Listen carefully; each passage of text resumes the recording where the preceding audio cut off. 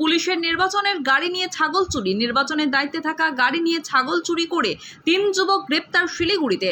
ধৃতদের নাম তুষার রায়, বয়স 25 বছর, দেবজ্যোতি দেব, বয়স 21 বছর।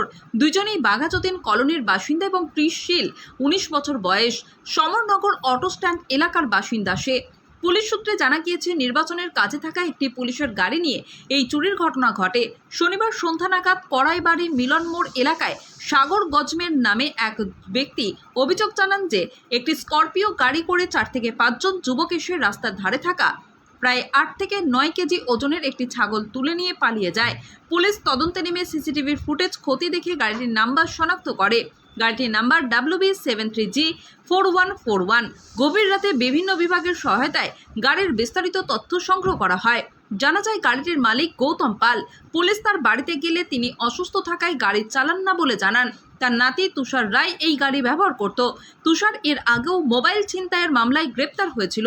পুলিশ ওই যুবকের বাঘাযতীন কলোনির বাড়িতে তল্লাশি চালিয়ে জানতে পারে সে আরও 4 জনের সঙ্গে মিলে এই চুরির ঘটনাটি ঘটায়। তুষারের জবানবন্দির ভিত্তিতে আরও 2 জনকে গ্রেপ্তার করা হয়। গাড়িটিকে পুলিশের হেফাজতে নেওয়া হয়েছে এবং পুরো ঘটনার তদন্ত চলছে।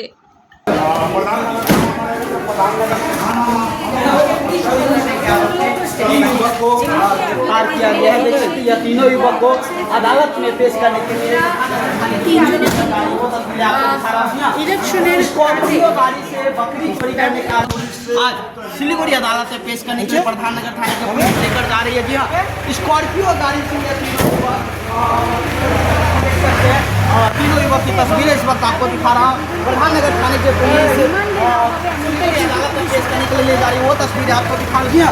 स्कॉर्पियो गाड़ी से ये लोग बकरी चोरी करने गया था और इसकी तुरंत कार्रवाई करते हुए 3 युवक को गिरफ्तार यसै बीच हामी हजुरलाई बताइदिउँ हामीलाई युवक को गिरफ्तार किया।